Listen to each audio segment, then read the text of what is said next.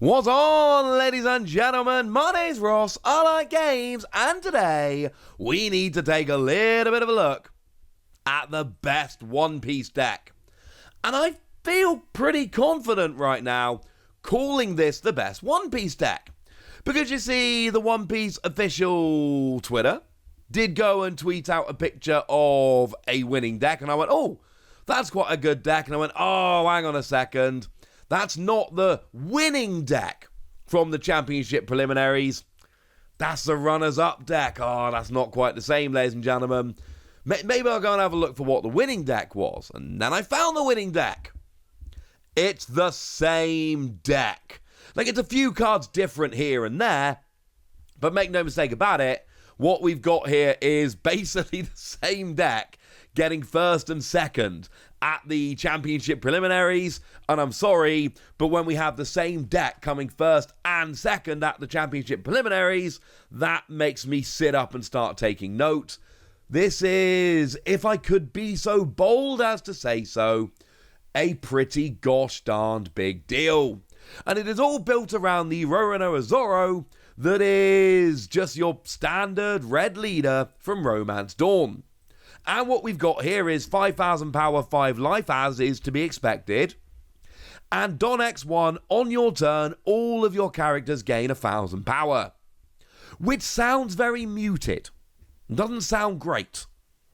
But I'm assuming by now most of you have had a chance to play the One Piece card game at super pre-releases, learn to play events online, whatever. And you will have noticed that an extra 1,000 power is actually kind of huge. It means your opponent has to find an extra 1,000 power every time they attack in order to get through. And they need to find an extra 1,000 power every time they want to try and stop you getting an attack through. And I know it sounds terribly underwhelming, but by now, either you get why this is so good, or I'm willing to bet that after playing a bunch of games, you absolutely will. Okay, so then where do we go from here? And it's actually a bit of a rush deck.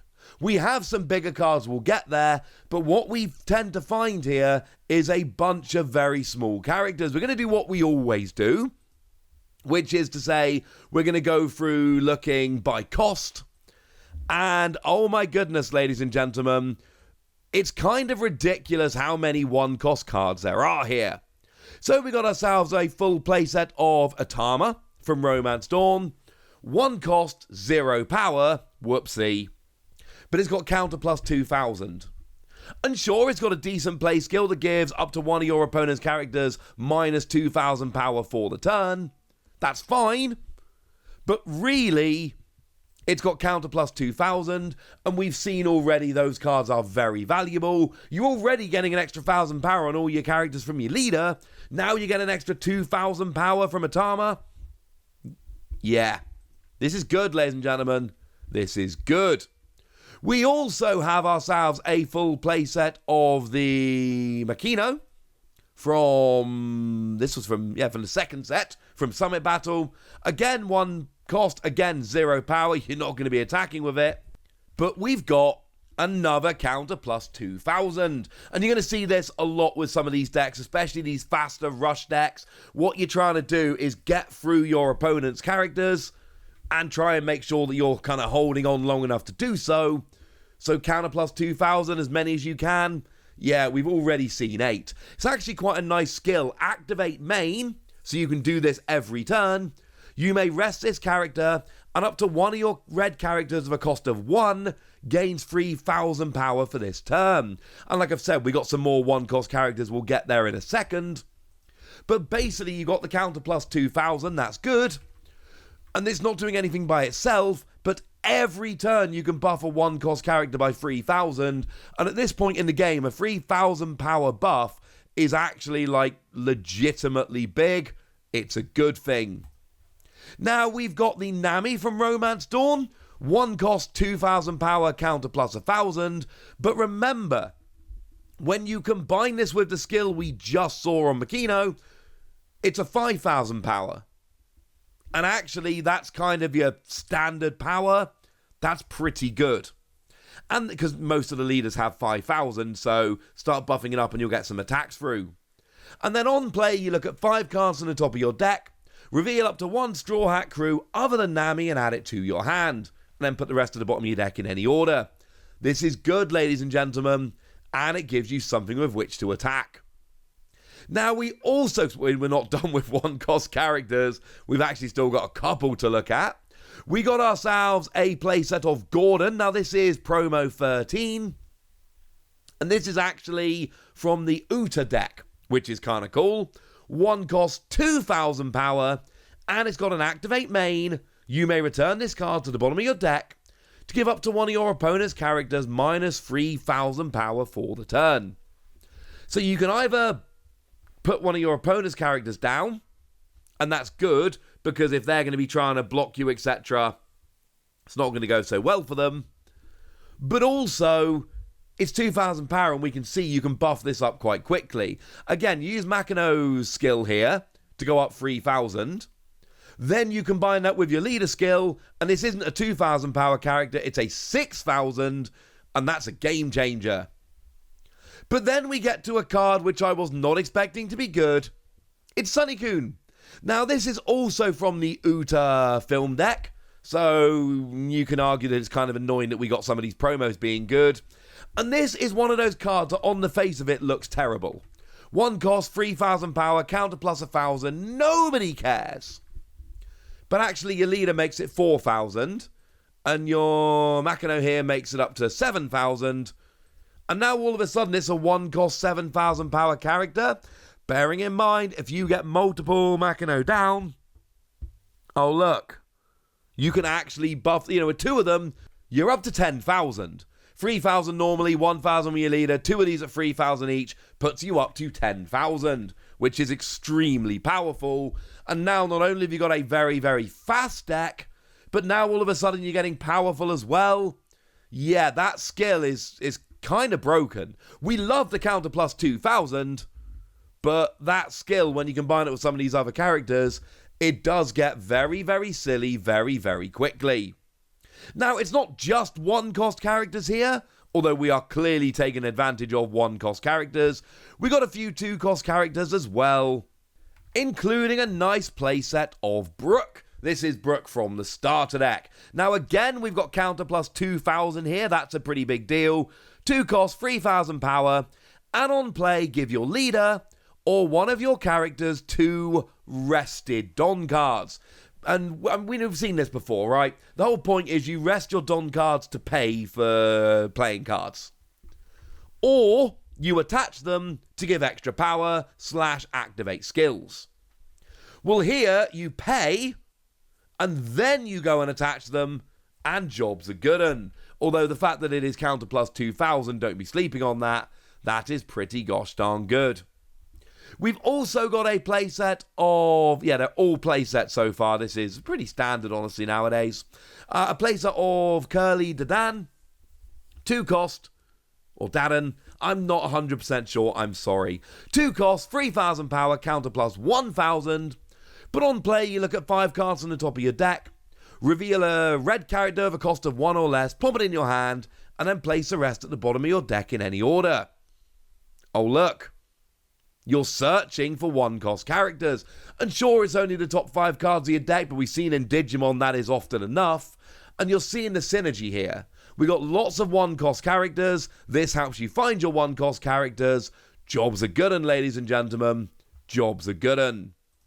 So those are your your two-cost characters. We do have some free-cost characters as well, including a full playset.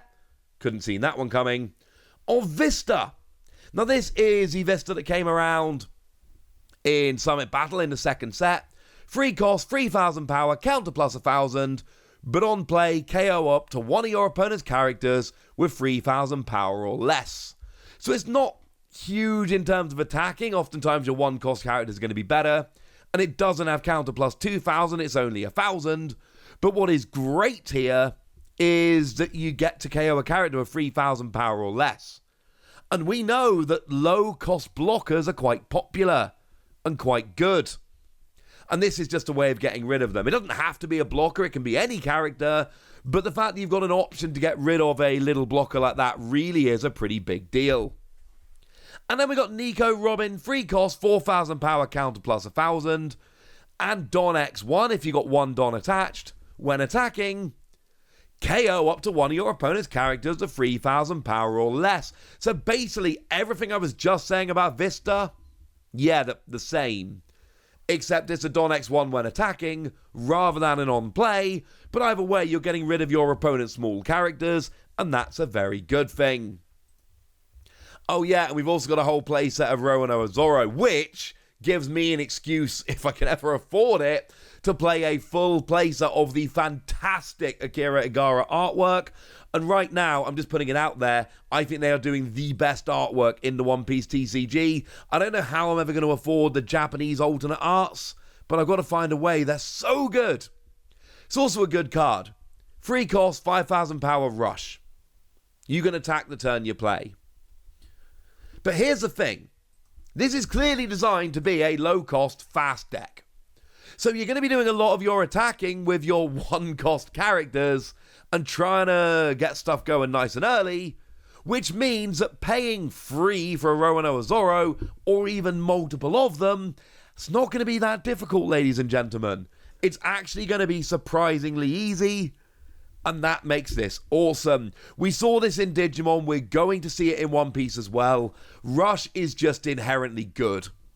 And this is, in decks that can play it, this is going to end up being a very, very good card indeed. Now, we only have a single 4-cost card. Sorry about that. But it is Uta, if that's what you're excited about.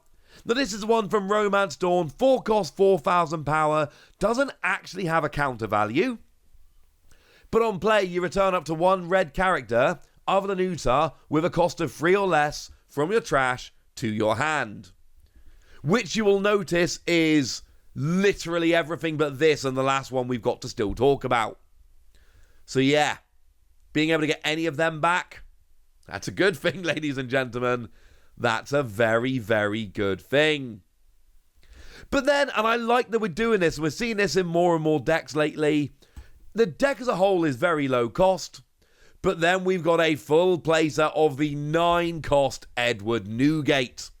And it's 9 cost, 10,000 power, and the theory here is kind of simple. I'm using my Don to pay for low-cost characters in the early game. By the time we get to the late game, I am going to be able to splurge. And remember, you get 1 or 2 Don on your first turn, depending on whether you go first or second, and then 2 Don every turn. So by the time you get to turn 5, whether you went first or second, you're going to be able to afford to pay for this. And this is a good card. And because that Don always keeps coming, it is really worth putting big characters in for the late game, and we're seeing more and more decks do that. And what we've got here is on play, up to one of your leaders gains 2,000 power until the start of your next turn. Then you cannot add cards from your life area to your hand by your effects during this turn, which is fine, because as you've seen, we're not doing any of that anyway. And then when attacking, Don X2, KO up to one of your opponent's characters with 3,000 power or less. Yes, that is the third skill we've seen going after 3,000 power characters. But you're buffing up your leader, and you're just a 10,000 power character, and you're getting rid of small characters as well. This is good, ladies and gentlemen. This is very, very, very, very good. And then we've just got a single event we're playing here. We got ourselves a playset of Jet Pistol. This is from your starter deck, 4 cost, and you KO an opponent's characters with a power of 6,000 or less. And it does that as a trigger as well. And again, because you're playing such a low-cost deck, especially in the mid to late game, you are going to be able to afford to spare 4 Don to do this. And it's just a way of taking out your opponent's characters. You'll notice this deck has a lot of character removal, and that's very deliberate. Because when you're playing a deck like this, which is rushing with mostly low-cost characters, what you really want to do is try and get rid of your opponent's low-cost characters in the early game to try and make sure that there just is no late game. And maybe they use all their characters to counter you and they're not building up a board, or maybe they build up a board and you remove them and then they've got no characters to counter you. This seems like a nasty deck. And, you know, on the screen for a little while now, we've had the winning deck. But if we go and have a look at the runner-up deck, as I told you a moment ago, it's looking very, very similar.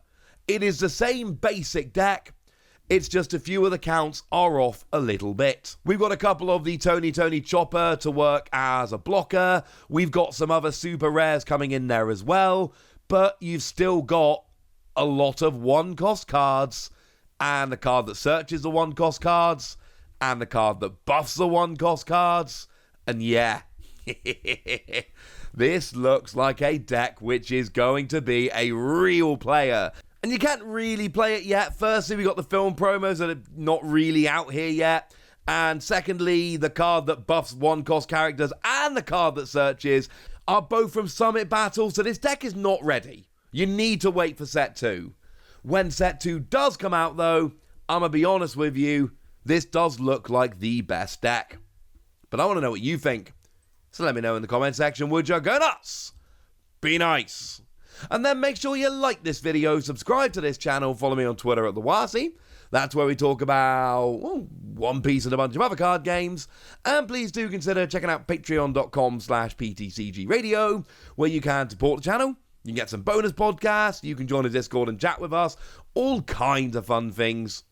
But by far the most important thing as always, look after yourselves till next time, would ya? Thank you very much for watching. My name's Ross, and you've been watching Wasi Plays.